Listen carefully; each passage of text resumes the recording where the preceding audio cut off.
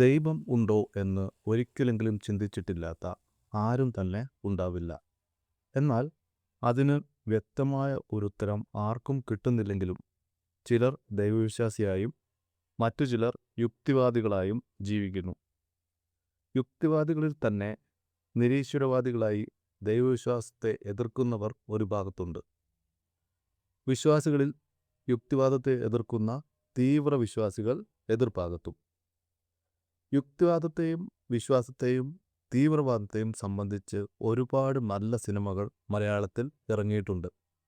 അതിൽ ആശയപരമായി ഏറ്റവും മികച്ചതായി തോന്നിയത് ഗുരു എന്ന സിനിമയാണ്. അതിനെക്കുറിച്ച് പിന്നീട് പറയാം.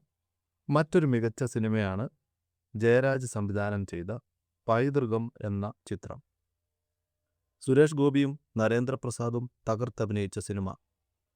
നരേന്ദ്രപ്രസാദ് വിശ്വാസത്തിൻ്റെ പ്രതീകമാണ്. മകനായ സുരേഷ് ഗോപി വിശ്വാസത്തെ കടന്നാക്രമിക്കുന്ന നിരീശ്വരവാദിയാണ്.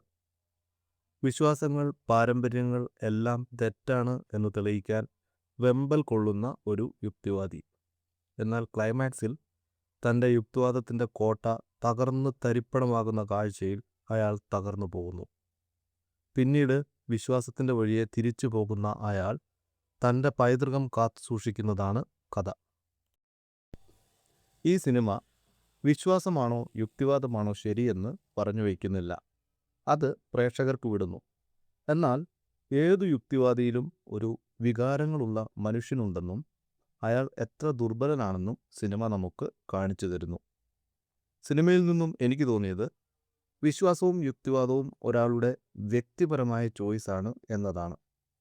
പരസ്പരം എതിർക്കപ്പെടേണ്ട ഒന്നല്ല അത്. തീരെ യുക്തിയില്ലാത്ത വിശ്വാസവും തീവ്രവാദവും മനുഷ്യത്വം തൊട്ടു തീണ്ടിയിട്ടില്ലാത്ത യുക്തിവാദങ്ങളും അപകടകരമാണ്. ഒരാൾ തൻ്റെ ആത്മസംതൃപ്തിക്കായി അപരന് യാതൊരു ബുദ്ധിമുട്ടുമില്ലാത്ത വിധം തൻ്റെ സ്വകാര്യതയിൽ ചെയ്യേണ്ട ആത്മനിഷ്ഠ ആവണം വിശ്വാസം. ആ വിധം സാധുവായി ജീവിക്കുന്ന വിശ്വാസികളെ കടന്നാക്രമിച്ച് അതിലെ യുക്തി ചോദ്യം ചെയ്ത് സമൂഹത്തിൽ അസ്വാരസ്യം ഉണ്ടാക്കേണ്ട ബാധ്യത യുക്തിവാദിക്കില്ല.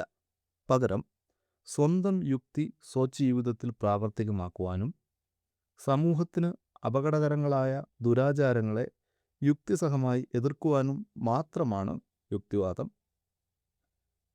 സ്വന്തം മക്കൾ സ്വയം വിശ്വാസമോ യുക്തിവാദമോ തിരഞ്ഞെടുക്കുവാനുള്ള ഒരു സ്പേസ് നൽകാൻ കൂടി എല്ലാവർക്കും കഴിയണം. എൻ്റെ മകൻ എന്നെപ്പോലെ ആവണമെന്ന് ഞാൻ വാശി പിടിച്ചില്ലാലോ എന്ന നരേന്ദ്രപ്രസാദിൻ്റെ ദൈന്യത കലർന്ന ഒരു ചോദ്യം ആണ് ഈ സിനിമയുടെ മർമ്മം.